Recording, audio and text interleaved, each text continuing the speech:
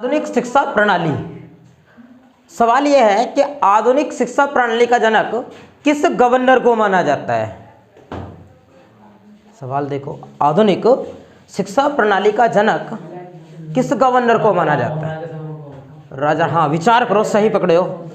राजा राम मोहन राय के समय में कौन था। भारत में जो पूछता है कि भारत में आधुनिक शिक्षा प्रणाली का जनक किस धर्म सुधारक को माना जाता है, तो राजा राम मोहन राय को मानते हैं। राजा राम मोहन राय का समय क्या रहा, उनकी कर्म भूमि, कर्म समय क्या था, विचार करो। 1815 ईस्वी को आत्मीय सभा की स्थापना की थी। 1825 ईस्वी को वेदांत कॉलेज की स्थापना की राजा राम मोहन राय ने। बताओ 1825 को, और आत्मीय सभा की स्थापना 1815 को।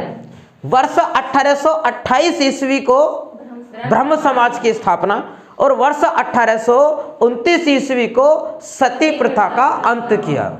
और उस समय में जब 1828 में 1829 में सती प्रथा का अंत किया, तो उस समय में जो भारत का गवर्नर था कौन था, यह विचार करना है। Lord William Bentinck.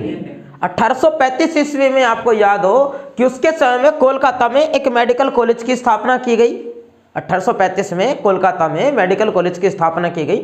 उसके समय में 1833 ईस्वी का चार्टर एक्ट आया। 1833 उस चार्टर एक्ट के अंतर्गत पहले लॉर्ड विलियम बेंटिंग केवल बंगाल का गवर्नर जनरल हुआ करता था, और चार्टर एक्ट 1833 के पश्चात लॉर्ड विलियम बेंटिंग को पूरे भारत का गवर्नर जनरल बना दिया गया था। उसके पश्चात इसके समय में एक बेहतरीन व्यक्ति था जिसका नाम था लॉर्ड मैकाले, और लॉर्ड मैकाले ने लॉर्ड विलियम बेंटिंग को यह सुझाव दिया कि यदि हम भारतीयों को अंग्रेजी भाषा में शिक्षा देते हैं तो आगे चलकर हमारे काम आएंगे। तो अंग्रेजी शिक्षा क्या भारत में थी? नहीं, भारत के पश्चिम में जो यूरोपीय कंट्रीज हैं, यूरोप महाद्वीप के जो देश हैं, जैसे पुर्तगाल है, फ्रांस था, उसमें ब्रिटेन, नॉर्वे, ये जो शक्तियां जो भारत में आई, वहां जो लैंग्वेज थी अंग्रेजी भाषा, उसको कहा गया आधुनिक भाषा। तो उस आधुनिक शिक्षा जो प्रणाली है उसका जनक किस गवर्नर को कहा गया, गवर्नर जनरल को कहा गया लॉर्ड विलियम बेंटिंग को। ऐसे भी पूछता है कि निम्न में से किस में राजा राम मोहन राय जी का योगदान नहीं था, ऐसे पूछता है एक सवाल। तो 4-5 ऑप्शन देता है, पहला, दूसरा, तीसरा, ऐसे करके उसके ऑप्शन होते हैं, और उसमें देता है संस्कृत या आधुनिक शिक्षा प्रणाली या अंग्रेजी भाषा का विकास। अब हम तो ये सोचते हैं कि संस्कृत को तो बढ़ावा दिया होगा क्योंकि धार्मिक सुधारक व्यक्ति था, अंग्रेजी को नहीं दिया होगा। याद रखना, गलती नहीं करना, अंग्रेजी को बढ़ावा उन्होंने दिया, उसी को कहा गया आधुनिक शिक्षा प्रणाली। राजा राम मोहन राय ने किस धार्मिक संगठन की स्थापना की, बताओ। धार्मिक संगठन कौन सा स्थापित किया? आत्मीय सभा। और दूसरा बेहतरीन कौन सा था? ब्रह्म समाज। वर्ष 1828 ईस्वी को राजा राम मोहन राय द्वारा लिखी गई कोई एक पुस्तक आप मुझे बताएंगे, कौन सी पुस्तक लिखी इन्होंने? राजा राम मोहन राय ने कौन सी पुस्तक लिखी थी? संवाद कौमुदी। कौन सी पुस्तक लिखी? संवाद कौमुदी। दयानंद सरस्वती की कोई पुस्तक याद आई हो तो बताओ। सत्यार्थ प्रकाश की रचना किसने की? दयानंद सरस्वती ने। दयानंद सरस्वती ने कहा था कि विदेशी शासन कितना भी अच्छा क्यों ना हो, वह स्वराज की तुलना नहीं कर सकता। कथन किसका है? दयानंद। ऐसे भी पूछता है कि स्वराज शब्द सबसे पहले किसने प्रयोग किया था, तो दयानंद सरस्वती ने। दयानंद सरस्वती ने किस धार्मिक संगठन की स्थापना की? दयानंद सरस्वती ने आर्य समाज। आर्य समाज वर्ष 1875। और कहाँ स्थापना की? मुंबई। इनके गुरु का नाम स्वामी ब्रजानंद और मूल नाम मूल शंकर। दयानंद सरस्वती धार्मिक सुधार व्यक्ति। आगे चलो, आगे चर्चा करते हैं नेक्स्ट दूसरे पॉइंट पर। दूसरा पॉइंट है, भारत में कौन सा व्यक्ति है जिस व्यक्ति को कहा जाता है Birdman of India? Birdman of India को, बर्डमैन ऑफ इंडिया,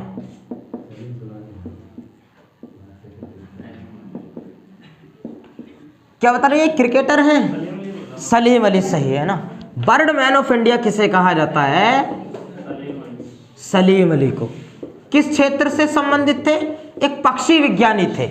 ये पक्षी विज्ञानी थे डॉक्टर सलीम अली, पक्षी विज्ञानी, इन्हीं को कहते हैं बर्डमैन ऑफ इंडिया। इसके अतिरिक्त तो और भी पूछता है कि किसे कहा जाता है भारत में टाइगर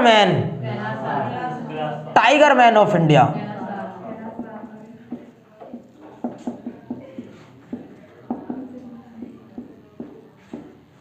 इन्होंने क्या योगदान दिया? टाइगर मैन ऑफ इंडिया किन्हें कहा जाता है? कैलाश सारला को।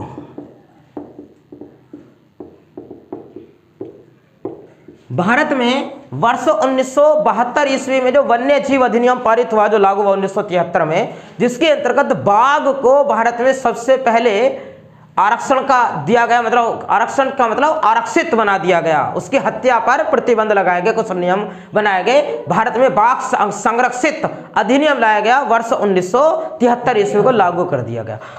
बाघ की हत्या करने लग गए शिकारी अपने महत्व के लिए, उनके अस्थियों को, उनके कंकाल को या उनकी त्वचा को, उनकी खाल को बेचने का व्यवसाय व्यापारी करने लगे, तो बहुत ज़्यादा हत्या होने लग गई। उसकी हत्या को बचाने के लिए इन्होंने सरकार को सुझाव दिया कि टाइगर प्रोजेक्ट लाया जाए। इनके प्रयासों से टाइगर प्रोजेक्ट लाया गया। कैलाश सारला क्या कहलाए फिर? Tiger man of India. Tiger man of India. कब मनाते हैं विश्व बाघ दिवस? 29 जुलाई। बाघ दिवस कब मनाया जाता है? 29 जुलाई को बाघ दिवस मनाते हैं। विश्व कैंसर दिवस कब मनाते हैं? 4 फरवरी को। विश्व विकलांग दिवस 3 दिसंबर। विश्व विकलांग दिवस 3 दिसंबर। 3 मार्च को कौन सा बताएं? विश्व वन्य जीव दिवस। 3 दिसंबर को विश्व विकलांग दिवस। 3 मई को और बता दो कौन सा दिवस मनाते हैं? 3 मई को विश्व सूर्य दिवस के रूप में 3 मई को मनाया जाता है। बाकी 3 मई को कौन सा? पत्रकारिता दिवस। हाँ, पत्रकारिता दिवस, राष्ट्रीय पत्रकारिता दिवस, विश्व पत्रकारिता दिवस ना। बताओ वैसे भारत में जो कौन से व्यक्ति थे जिस व्यक्ति ने इलाहाबाद से सबसे पहले हिंदी का जो समाचार पत्र प्रकाशित हुआ था, बनारस अखबार, उसका संपादन किया था? गलत बात है, शिव प्रसाद सिंह। उत्तर प्रदेश का सबसे पहला पूछा, भारत की बात नहीं हुई। उत्तर प्रदेश का सबसे पुराना समाचार पत्र कौन सा है? बनारस अखबार। और बनारस अखबार के संपादक कौन थे? शिव प्रसाद सिंह, जिनको सितारे हिंद की पदवी दी जाती है। और शिव प्रसाद सिंह ने जो इसका संपादन किया वो किस वर्ष किया था? वर्ष बताओ। 1845। कब किया इसका? 1845। उसके पश्चात सरदुल अखबार आया था। सरदुल अखबार 1840। ये सबसे पहला उर्दू समाचार पत्र था। हिंदी अंग्रेजी समाचार पत्रों के बारे में आपको जानकारी है। आगे बढ़ते हैं जरा। भारत में सबसे पहले जो टाइगर प्रोजेक्ट का दर्जा मिला वो किस वन्य जीव अभ्यारण्य को दिया गया था? करो विचार जल्दी, बहुत बेहतरीन आएगा सवाल एग्जाम में। Jim Corbett national park. सबसे पहले बाघ आरक्षित क्षेत्र का दर्जा किसको दिया गया? जिम कॉर्बेट नेशनल पार्क को। और Jim Corbett national park Uttarakhand, इसका नया नाम क्या रख दिया गया है? वो रामगंगा नेशनल पार्क। ये सबसे पुराना नेशनल पार्क है। आगे, डॉल्फिन मैन ऑफ इंडिया किन्हें कहते हैं?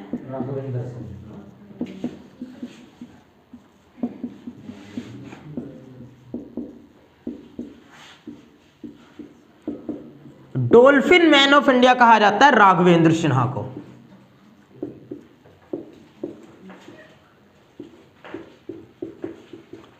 डॉल्फिन मैन ऑफ इंडिया किसको कहते हैं?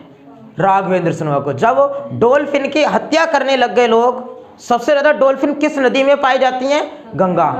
गंगा डॉल्फिन भारत का राष्ट्रीय जलीय जीव बनाया गया। गंगा डॉल्फिन इन्हीं के प्रयासों से, राघवेंद्र सिन्हा से। जब डॉल्फिन की हत्या करने लग गए, सबसे समझदार जलीय प्राणी किसे माना जाता है? तो डॉल्फिन को।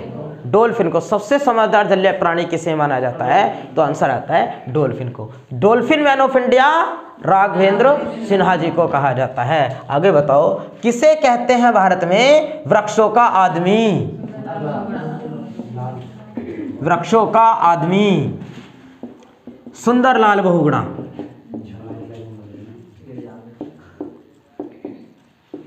सुंदरलाल बहुगुणा,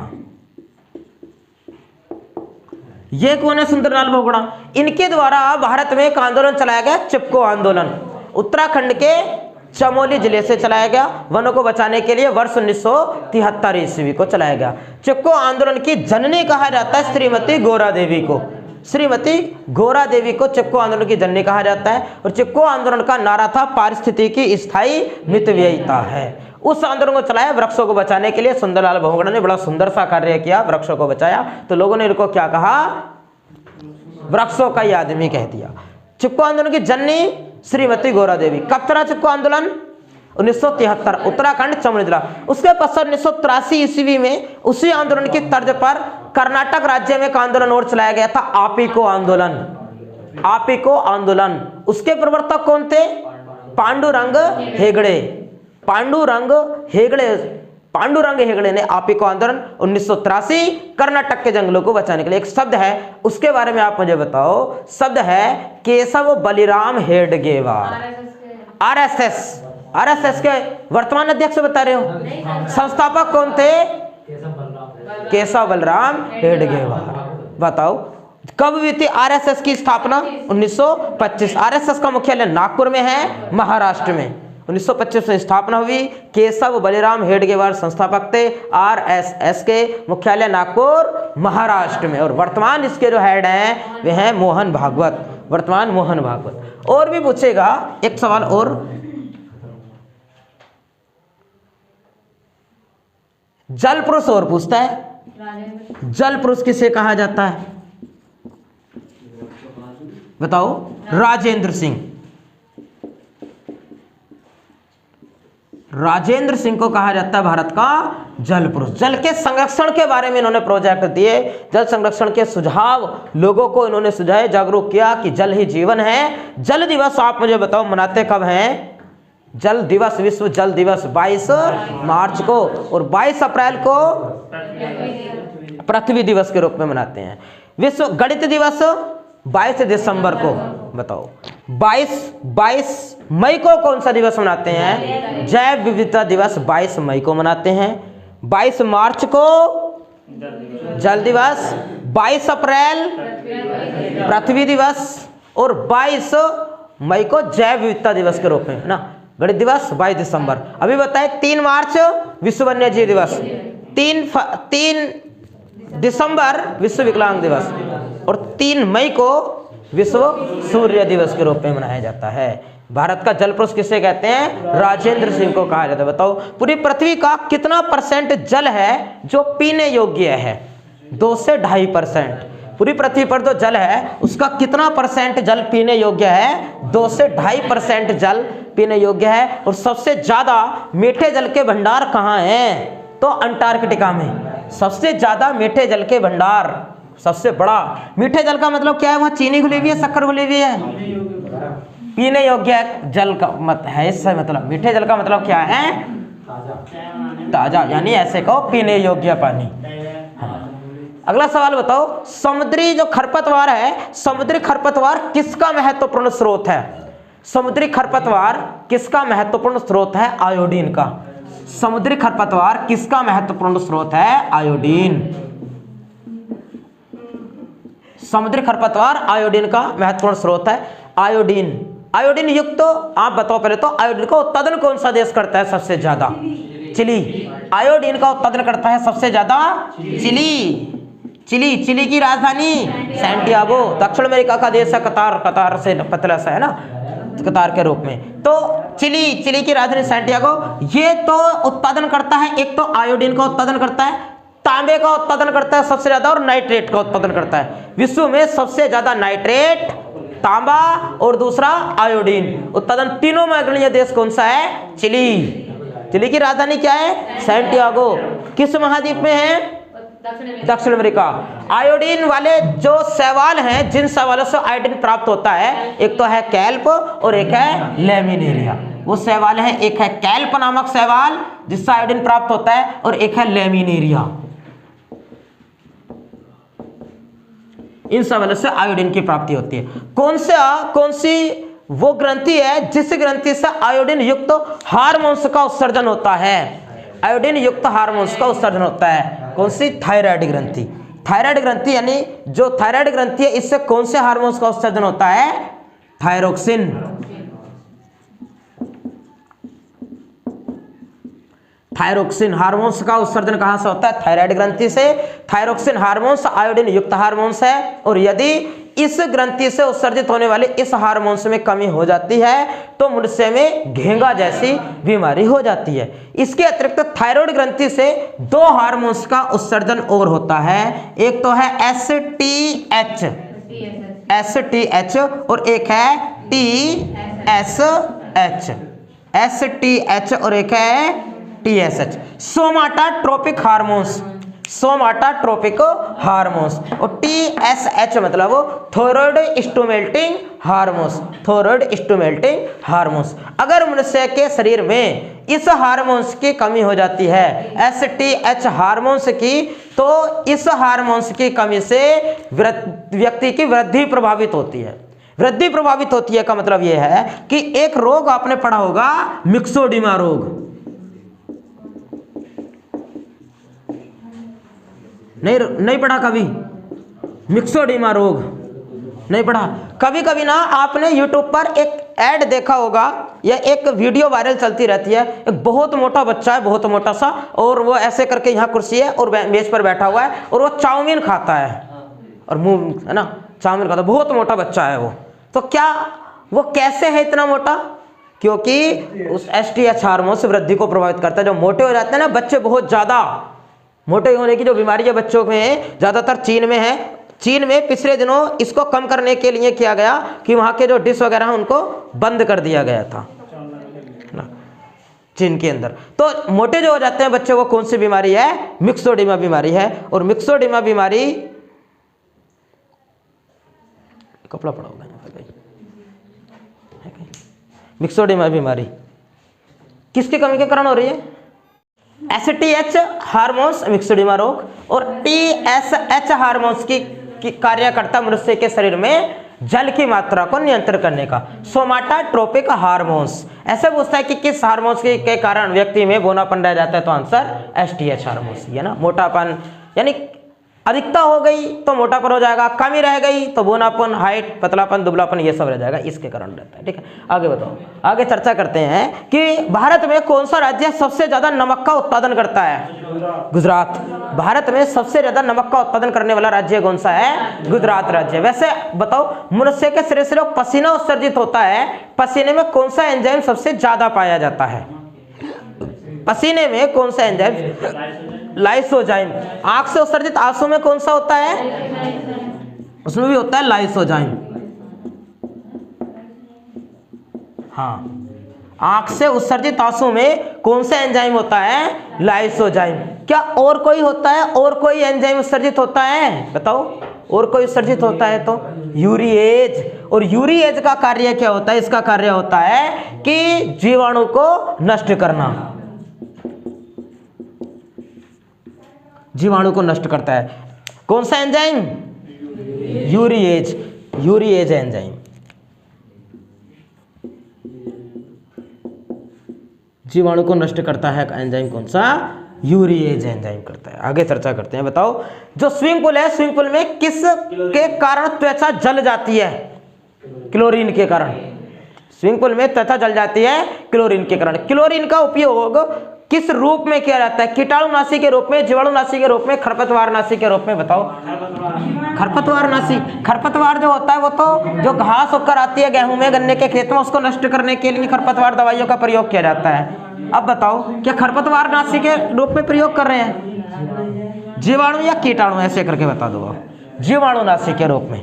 किसके रूप में प्रयोग करते हैं? जीवाणुनाशी के रूप में क्लोरीन। और भी यूज होता, पहले होता था लाल दवा का, पोटेशियम परमैंगनेट। 2 सवाल पूछेगा एग्जामिनर। ये पूछेगा कि वाटर टैंकों में जल के शोधन में किसका प्रयोग करते हैं? किस गैस का? या क्लोरीन के गोलियों के रूप में डाल देते हैं? हाँ, तो क्लोरीन का प्रयोग किया जाता है। लाल दवा मिलेगा, ये मिलेगा, एक मिलेगा आपको। ठीक। दूसरा सवाल आपसे पूछता है कि वाटर टैंकों में जो काई जमकर आती है, काई को नष्ट करने के लिए, सवाल करके देगा वो तो, कि नष्ट करने के लिए क्या डाला जाता है उसमें?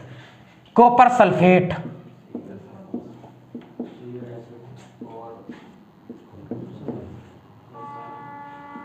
Copper sulphate. वाटर टैंकों में शैवालों को नष्ट करने के लिए क्या डाला जाता है? कॉपर सल्फेट डाला जाता है। Copper sulphate. Copper sulphate. बताओ, अगले पॉइंट पर चर्चा करते हैं। 2 पॉइंट बता दो। जीवाणुनाशी के रूप में क्लोरीन का, और शैवालों को नष्ट करने के लिए कॉपर सल्फेट का। प्रयोग किया जाता है। अगले आगे चर्चा करते हैं। नेक्स्ट आप मुझे बताइए कि जब शिवाजी को औरंगजेब ने कैद करके कहाँ रखा था? शिवाजी को औरंगजेब ने कैद करके कहाँ रखा था? सवाल है, शिवाजी को औरंगजेब ने कैद करके कहाँ रखा था? पता है आपको कहाँ कैद करके रखा गया था? जयपुर भवन में, जयपुर भवन,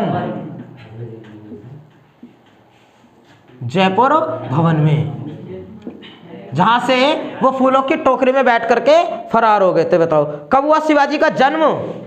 शिवाजी का जन्म कब हुआ? शिवाजी की कहानी को पढ़ रहे हैं। शिवाजी का जन्म हुआ था वर्ष 1627 को। 30 विकिपीडिया दिखाता है, लेकिन सही वाला जो है वो 27 है। विकिपीडिया अगर आप खोलते हैं तो कई जगह 30 भी मिल जाएगा आपको, लेकिन सही वाला 1627 में हुआ था। और कहाँ हुआ था? शिवनेर के किले में, शिवनेर के किले में। राज्याभिषेक कब हुआ? 1674 को हुआ राज्याभिषेक। और कहाँ हुआ? रायगढ़ में, रायगढ़ के किले में। मृत्यु कब हुई? 1680 ईस्वी को। और कहाँ हुई? रायगढ़ के किले में, रायगढ़ के किले में। और कैद करके कहाँ रखा था? जयपुर भवन में, जयपुर भवन में। इसको ना, इस औरंगजेब को कैद करने की कुछ आदत ही थी। बताओ, एक को कैद किया था अपने पिता को इसने, शाहजहां को। औरंगजेब ने 1658 में अपने पिता शाहजहां को कहाँ कैद करके रखा था? आगरा के किले में। उसको आगरा किले में 1658 से लेकर वर्ष 1666 ईस्वी तक। 1666 ईस्वी में शाहजहां की हो गई थी मृत्यु। ये क्या है? जन्म, जन्म। और ये क्या हो गया? जन्म स्थान। ये क्या हो गया? राज्याभिषेक। ये क्या हो गया? रायगढ़, राज्याभिषेक का स्थान। ये क्या हो गया? मृत्यु। और ये क्या हो गया? मृत्यु का स्थान यहां रखा गया कैद। बताओ किसने कहा राजा शिवाजी को औरंगजेब? राजा, पहाड़ी चूहा और साहसी डाकू। शिवाजी को किसने कहा था? औरंगजेब ने कहा था। 2 सवाल और एग्जामिनर पूछेगा कि शिवाजी को कैद करने के लिए, पकड़ने के लिए, शिवाजी को पकड़ने के लिए औरंगजेब ने किसे भेजा था? तो आंसर लगाएंगे शाइस्ता खां। औरंगजेब ने किसे भेजा? शाइस्ता खां को। औरंगजेब ने भेजा था शाइस्ता खां को। दूसरा पूछता है कि दक्षिण के सूबेदार ने औरंगजेब को पकड़ने के लिए किसे भेजा था? अफजल खां को।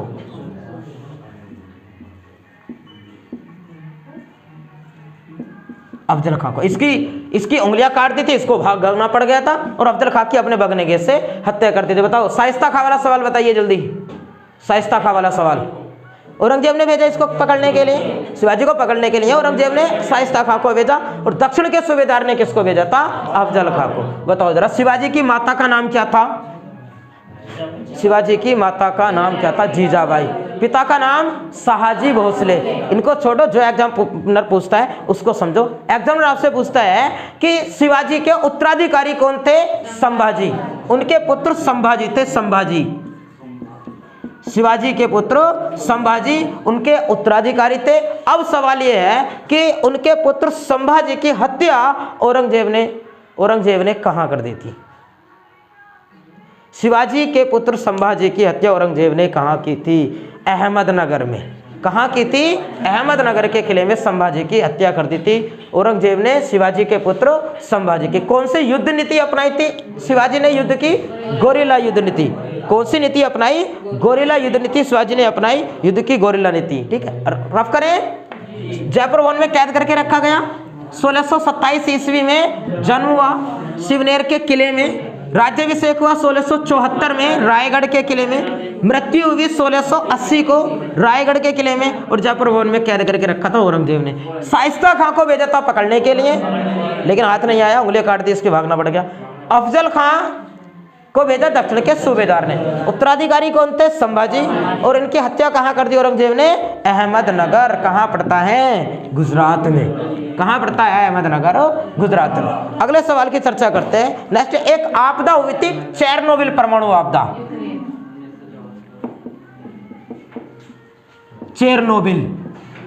चेरनोबिल कैसी आपदा थी? परमाणु आपदा। इस पर सवाल बहुत बनते हैं। ऐसी आपदा भारत में हुई थी पहले, उसके बाद यहाँ हुई थी। परमाणु आपदा। ये हुई थी वर्ष 1986 को। और भारत में जो भोपाल गैस त्रासदी हुई थी वो कब हुई थी?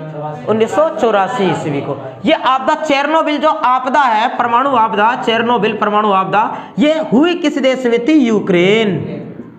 ये हुई यूक्रेन में। पूछता है चेरनोबिल परमाणु आपदा, पूछता है चेरनोबिल स्थान कैसी आपदा थी? परमाणु बिजली घर बनाया इन्होंने, एक परमाणु संयंत्र बनाया, मतलब उससे जब बिजली बननी प्रारंभ हुई तो ज्यादा ही मात्रा में बनती चली जा रही है, बंद नहीं हो रही।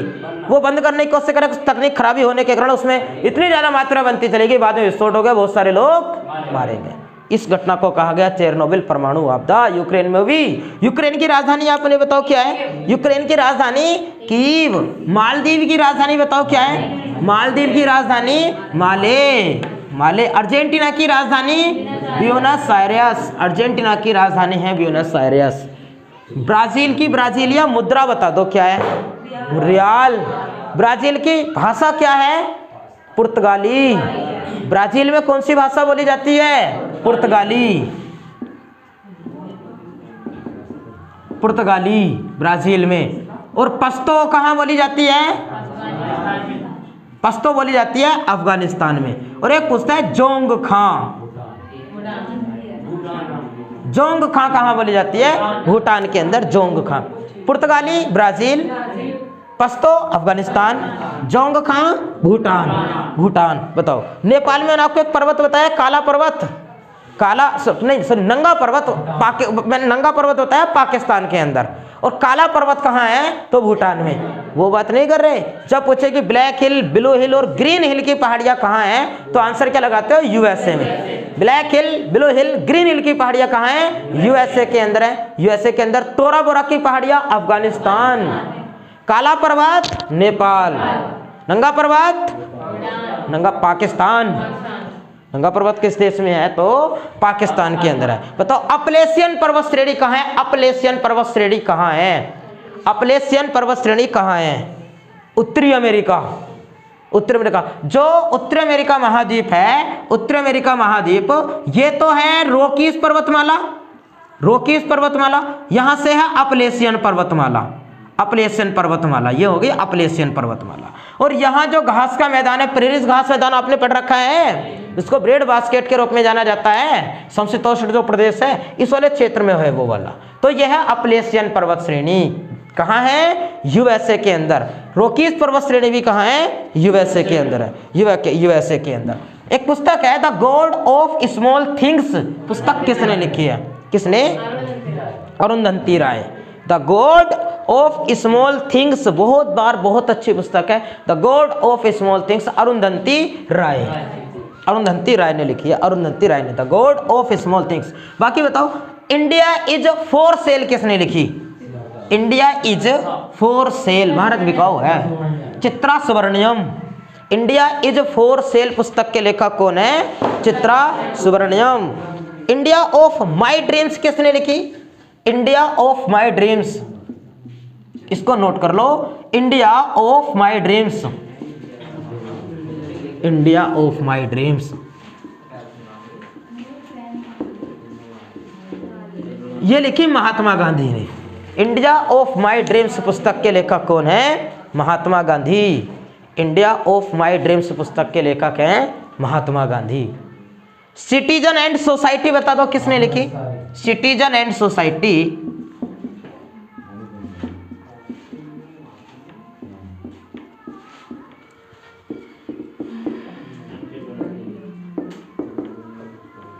सिटीजन एंड सोसाइटी लिखी हामिद अंसारी ने।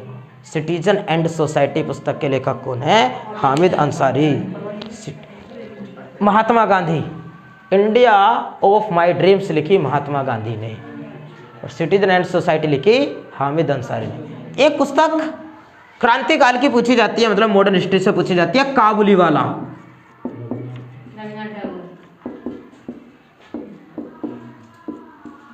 काबुलीवाला पुस्तक किसने लिखी है? काबुलीवाला पुस्तक के लेखक कौन है? कौन बता रहे हो? रविंद्रनाथ टैगोर।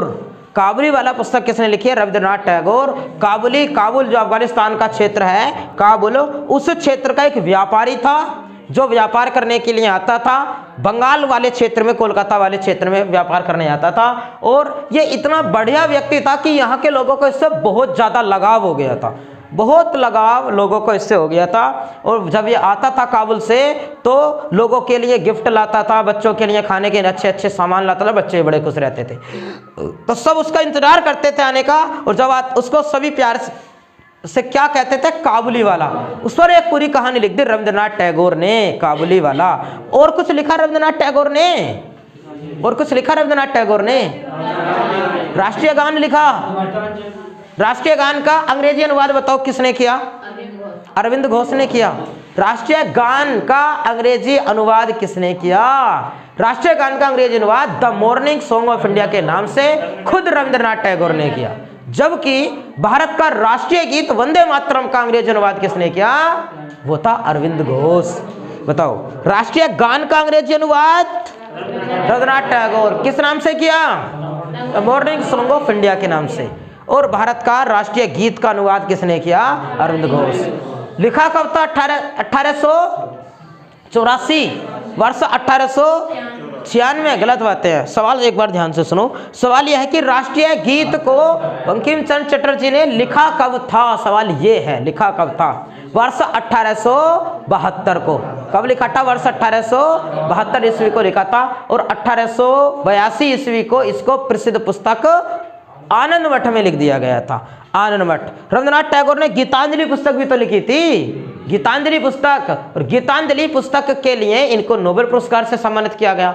गीतांजलि पुस्तक के लिए रविंद्रनाथ टैगोर जी को नोबेल पुरस्कार कब दिया गया था? वर्ष 1913 ईस्वी को नोबेल पुरस्कार से सम्मानित किया गया, वर्ष 1913 को। बताओ किसने लिखी? India is for sale, Chitra Subramaniam. Chitra Subramaniam ने लिखी इंडिया इज फॉर सेल। किसने पुस्तक लिखी? Citizen and society, Hamid Ansari. Citizen. और एक Kabuliwala Rabindranath Tagore. India of my dreams, Mahatma Gandhi. एक आध पत्रिका बताओ जिस पत्रिका का संपादन किया हो महात्मा गांधी ने? Indian opinion. इंडियन ओपिनियन पत्रिका को किसने प्रकाशित किया? दक्षिण अफ्रीका में महात्मा गांधी ने। एक कथन है, आप मुझे बताओ, कथन है देशभक्ति धर्म है और धर्म भारत के लिए प्यार है। ऐसा किसने कहा था? देशभक्ति धर्म है और धर्म भारत के लिए प्यार है, ऐसा किसने? महात्मा गांधी ने कहा था। गलत बात है। देशभक्ति धर्म है और धर्म भारत के लिए प्यार है, ऐसा कहा था बंकिम चंद्र चटर्जी ने। देशभक्ति धर्म है और धर्म भारत के लिए प्यार है, किसने कहा? बंकिम चंद्र चटर्जी ने कहा था, बंकिम चंद्र चटर्जी ने। आगे और बताओ किसने कहा था भारतीय राष्ट्रीय कांग्रेस के बारे में कि अपने पतन की ओर लड़खड़ा रही है, मेरी इच्छा है कि इस कार्य में इसकी मदद करूं? Lord Curzon. समूचा भारत एक विशाल बंदी गृह है, ऐसा किसने कहा था? CR दास, चित्तरंजन दास। क्या कहा? समूचा भारत, पूरा भारत एक विशाल बंदी गृह है। किसने कहा कि यदि हम वर्ष में एक बार मेंढकों की तरह टरटराते रहे तो अपने प्रयासों में कामयाबी नहीं मिलने वाली? यदि हम वर्ष में एक बार मेंढकों की तरह टरटराते रहे तो अपने प्रयासों में कामयाबी नहीं मिलने वाली, ऐसा किसने कहा था? बाल गंगाधर तिलक ने। ऐसा किसने बोला? बाल गंगाधर तिलक। ये बताओ, बाल गंगाधर तिलक ने तो ये भी कहा था कि स्वराज मेरा जन्मसिद्ध अधिकार है और मैं उसे लेकर रहूंगा। कहा था? हाँ। बताओ, ये बताओ कि कब कहा था? कब कहा था? 1916। कब कहे थे ये कथन? 1916 में कहा था कि स्वराज मेरा जन्मसिद्ध अधिकार है और मैं उसे लेकर रहूंगा। जो ये व्यक्ति थे ना, पंडित जवाहरलाल नेहरू। पंडित जवाहरलाल नेहरू ने गुमराह देशभक्त की संज्ञा किसे दी थी?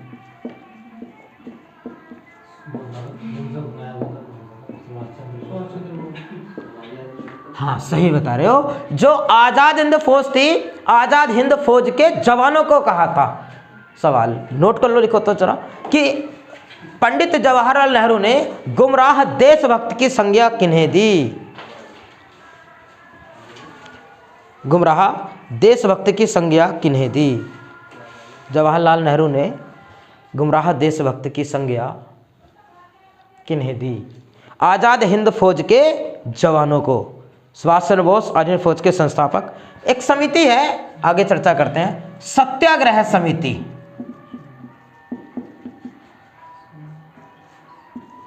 सत्याग्रह समिति। अब सवाल है कि सत्याग्रह समिति की स्थापना किसने की? सत्याग्रह समिति की स्थापना की गई थी भारत छोड़ो आंदोलन के समय में। कब हुई इसकी स्थापना? भारत छोड़ो आंदोलन के समय में सत्याग्रह समिति की स्थापना हुई थी और इसकी स्थापना की थी एक महिला ने। अब आपको उस महिला का नाम बताना है, महिला का नाम आपको बताना है। जरा करो विचार, क्या करोगे? सत्याग्रह समिति की स्थापना की गई थी किसने? पंडित रामाबाई ने तो नहीं की। पंडित रामाबाई ने तो महिला आर्य समाज की स्थापना की थी। महिला आर्य समाज की स्थापना किसने की थी? पंडित रामाबाई ने, उन्होंने की थी महिला आर्य समाज।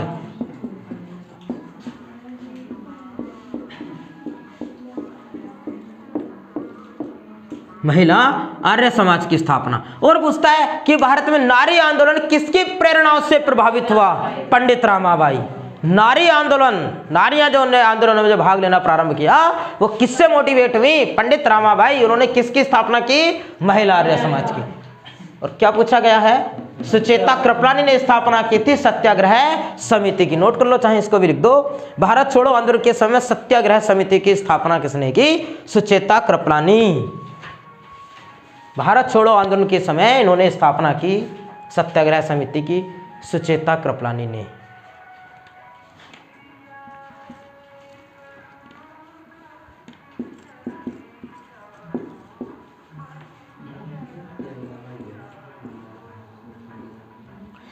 नेक्स्ट सवाल है हमारा कि जो विधवा गृह है, विधवा गृह की स्थापना किसने की थी? Professor D.K. कर्वे ने। हाँ, विधवा गृह लिखा है या पुनर्गृह देता है वो? Professor D.K. कर्वे।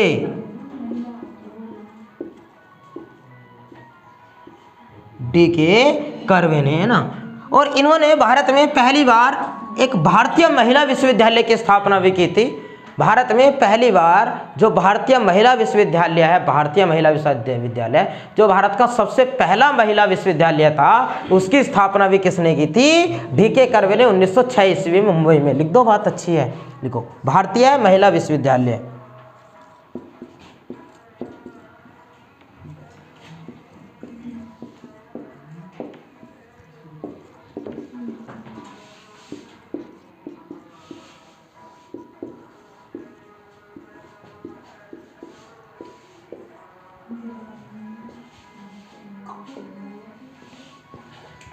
मुंबई में इसकी स्थापना हुई थी भारतीय महिला विश्वविद्यालय की प्रोफेसर D.K. कर्वे के द्वारा ही की गई थी। इसकी भी स्थापना प्रोफेसर D.K. कर्वे। आगे आगे पढ़े, आगे बताओ कि भारत में अखिल भारतीय जो किसान सभा है, हाँ 36, बात सुन लो पहले। सवाल यह है कि अखिल भारतीय जो किसान सभा थी उसकी स्थापना किसने की थी? बाबा रामचंद्र ने। 1920 किसने की स्थापना? बाबा रामचंद्र। ये बात पढ़ाई हो, वो आप बताते हो, क्या बता रहे हो?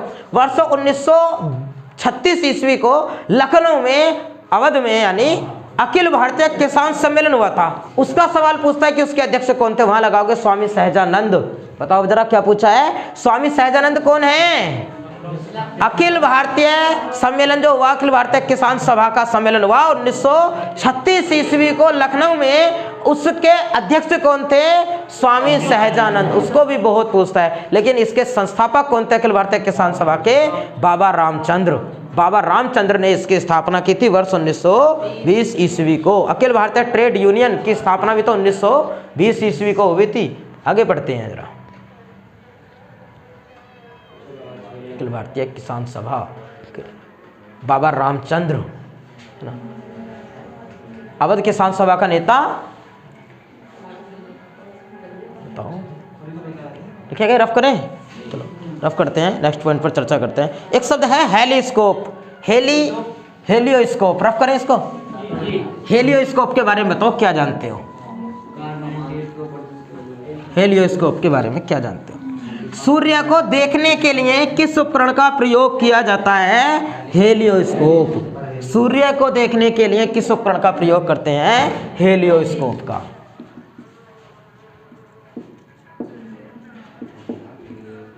हेलियोस्कोप। 2-3 सवाल पूछता है एग्जामिनर, और पूछता है कि देखने के लिए हेलियोस्कोप उपकरण का प्रयोग किया जाता है। एक पूछता है एक्टिनोमीटर,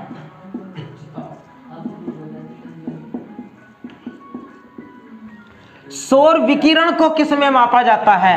एक्टिनोमीटर में। सौर विकिरण को किस में मापा जाता है?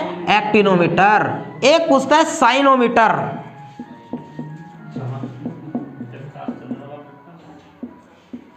साइनोमीटर।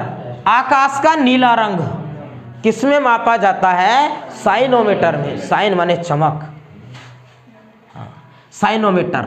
आकाश का नीला रंग मापते हैं साइनोमीटर में। एक्टिनोमीटर में सूर्य के विकिरण को मापा जाता है। और हेलियोस्कोप में क्या मापते हैं, क्या देखते हैं? सूरज को देखने में किसका प्रयोग किया जाता है? हेलियोस्कोप उपकरण का प्रयोग किया जाता है। और भी पूछता है एक सवाल, लक्समीटर में क्या मापते हैं? लक्समीटर।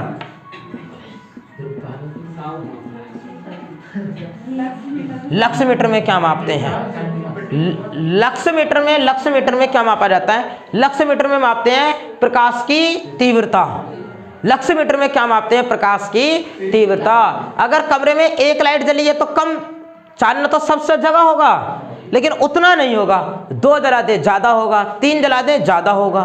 तो जैसे लाइटें की संख्या बढ़ाते जाएंगे, स्विच ऑन करते जाएंगे, तो लाइट चमक ज्यादा आती जाएगी। उसको किस में मापेंगे कि कितनी है? तो लक्समीटर में। लक्स चमक लाता है ना, इसलिए साबुन का नाम भी रखा गया होगा लक्समीटर। आगे बताओ जरा नेक्स्ट। हेलियोस्कोप सूर्य को देखने में प्रयोग में लाया जाता है। हेलियोस्कोप। एक्टिनोमीटर सौर विकिरण को मापते हैं। साइनोमीटर आकाश का नीला रंग। लक्समीटर में प्रकाश की तीव्रता को किस में मापा जाता है? लक्समीटर में। कितना समय लगता है सूर्य के प्रकाश को पृथ्वी तक पहुंचने में? सेकंड बता दो। सेकंड कितना समय? सेकंड लगते हैं 500 सेकंड लगते हैं। हाँ। और चंद्रमा से प्रकाश सूर्य का मतलब चंद्रमा से पहुंचने पर, चंद्रमा से टकरा कर दो पृथ्वी तक पहुंचता है, उसको कितना समय लग जाता है? 1.3 सेकेंड। एक नृत्य है लोहो नृत्य। लोहो नृत्य, लोहो नृत्य भारत के किस राज्य से संबंधित है?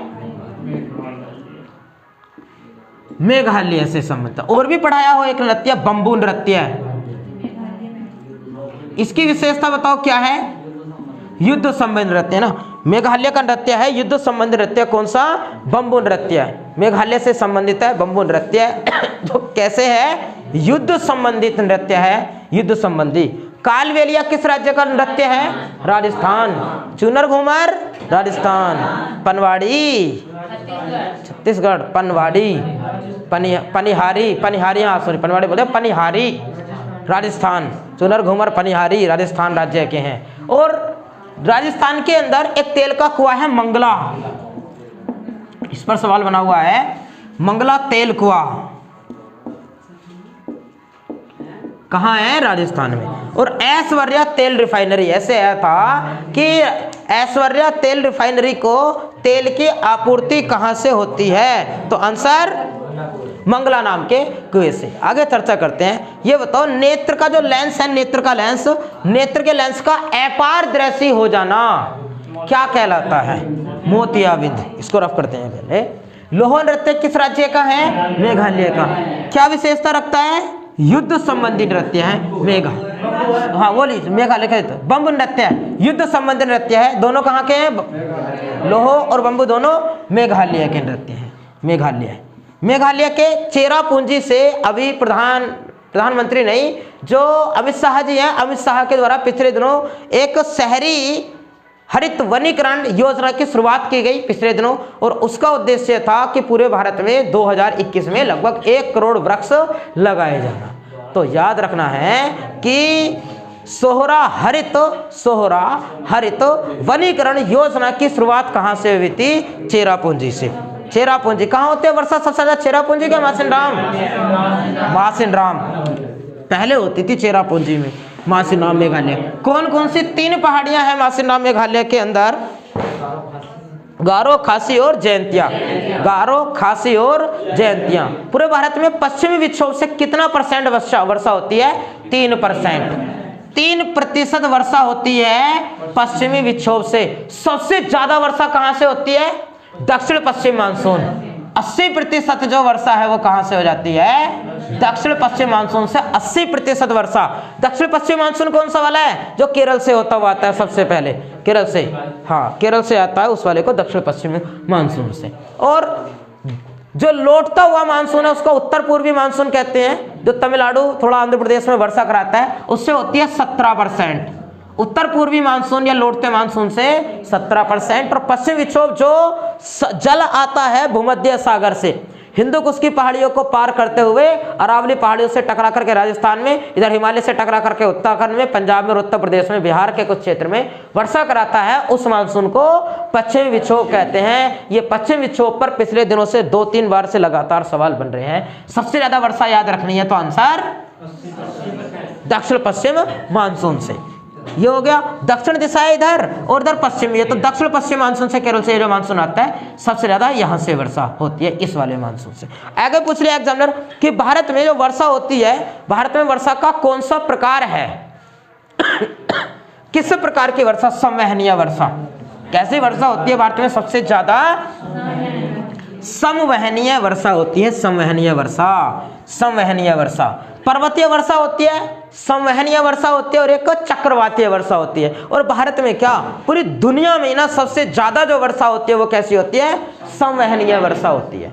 पर्वतीय वर्षा क्या है? सागरों से आया जल उठकर, सागरों से उठ करके आया, भूमि के सहारे आया, और जब वो पर्वतों से टकरा करके ऊपर उठा फिर बरस रहा है, उसको कहते हैं पर्वतीय वर्षा। हो गई पर्वतीय वर्षा।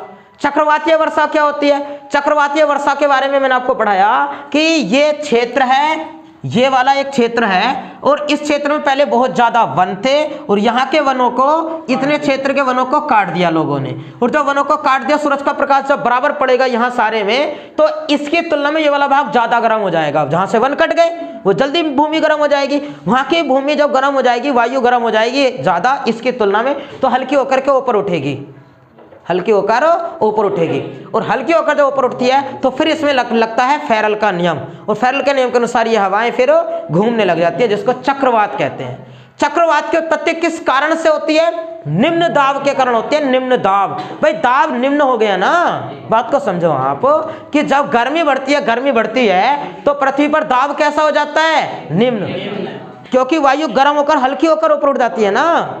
ऊंचाई पर जाने पर भी वायुमंडलीय दाब कैसा हो जाता है? कम। या तो ऊंचाई पर जाने पर व्यक्ति की नाक से खून आने लगता है, या फिर गर्मी के दिनों में, या फिर गर्मी के दिनों में, क्योंकि ऊंचाई पर जाने पर वायुमंडलीय दाब हो गया कम, तो और गर्म हो गया तो भी वायुमंडलीय दाब हो गया कम, तो नाक की त्वचा को तोड़ करके खून बाहर आने लगता है। उस क्रिया को क्या कहते हैं? हीमोरेज। हीमोरेज, नाक से खून बहने की क्रिया क्या कहलाती है? हीमोरेज कहते हैं। हीमोरेज। बताओ चक्रवात किसके कारण आता है? निम्न दाब के कारण। चक्रवात का शांत क्षेत्र क्या कहलाता है? चक्षु, आंख। शांत क्षेत्र चक्रवात का क्या कहलाता है? चक्षु। और जो चक्रवात है उत्तरी गोलार्ध और दक्षिणी गोलार्ध, ये उत्तरी गोलार्ध और ये दक्षिणी गोलार्ध। उत्तरी गोलार्ध में चक्रवात की जो दिशा होती है वो होती है एंटी क्लॉकवाइज। कैसी होती है? एंटी क्लॉकवाइज, मतलब घड़ी की विपरीत दिशाओं में उत्तरी गोलार्ध में। और दक्षिणी गोलार्ध में कैसी होती है? क्लॉकवाइज। दक्षिणी गोलार्ध में घड़ी की सुइयों की दिशा में इस प्रकार से घूमता है चक्रवात। ठीक है, चक्रवात। आगे बताओ, जो चक्रवात है, चक्रवात की तीव्रता को किस में मापते हैं? चक्रवात की तीव्रता को किस में मापा जाता है? करो विचार जरा। याद आया? टी मापक में। चक्रवात कितनी स्पीड के साथ आया है उसको किस में मापते हैं? टी मापक में। बताओ फिर मोह स्केल में क्या मापते हैं? मोह स्केल में मापी जाती है चट्टानों की कठोरता। चट्टानों की कठोरता को किस में मापते हैं? मोह स्केल में मापते हैं। मोह एक व्यक्ति का नाम था। मोह है संबद्धता, पढ़ाया हूं मैंने आपको, जो पृथ्वी को बांटा गया 3 पार्टों में। किसमें? क्रस्ट, मेंटल और क्रोड में। क्रस्ट, मेंटल और क्रोड, ऐसे करके बांटा। ये वाला भाग कहलाता है क्रस्ट, ये कहलाता है मेंटल, ये कहलाता है किरोड। इसको कहते हैं मोह असंबद्धता और इसको कहते हैं गुटेनबर्ग असंबद्धता। गुटेनबर्ग और ये मोह असंबद्धता लेयर बांटने का कार्य जो करती हैं, इन लेयर्स को कहा जाता है। आगे चल, हाँ किसकी बात कर रहे थे, ये पढ़ा रहे थे आंख के लेंस का अपारदर्शी हो जाना क्या कहलाता है, मोतियाबिंद। और इसको दूर करने के लिए डॉक्टर करता है शल्य क्रिया, चिराफाड़ी। डॉक्टर क्या कार्य करता है, शल्य क्रिया करता है इसके निदान के लिए, शल्य क्रिया। बताओ जो वर्णांधता रोग है उसको कैसे दूर किया जाता है, वर्णांधता को दूर कैसे किया जाएगा, कलर विजन को दूर नहीं किया जा सकता, वो एक आनुवांशिक रोग है। और वर्णांधता का पता सबसे पहले किसने लगाया था, तो हॉर्नर ने। वर्णांधता का पता सबसे पहले किसने लगाया, हॉर्नर ने लगाया था। दूरदृष्टि दोष को दूर करने में उत्तल लेंस, निकट दृष्टि दोष को दूर करने में अवतल लेंस, अवतल लेंस का प्रयोग किया जाता है। अबिंदुकता को दूर करने में किसका प्रयोग किया जाता है, अबिंदुकता को दूर करने में बेलनाकार लेंस। और जरा दृष्टि दोष, जरा दृष्टि दोष ना तो दूर की वस्तु पास दिखाई देती ना पास की वस्तु पास दिखाई देती है, जरा दृष्टि दोष बायोफोकस लेंस। फिर दोनों लेंस, बायोफोकस मतलब उत्तल अवतल लेंस का प्रयोग इसमें किया जाता है। चलो बाकी बढ़ते हैं कल भैया, समय हुआ है काफी क्लास।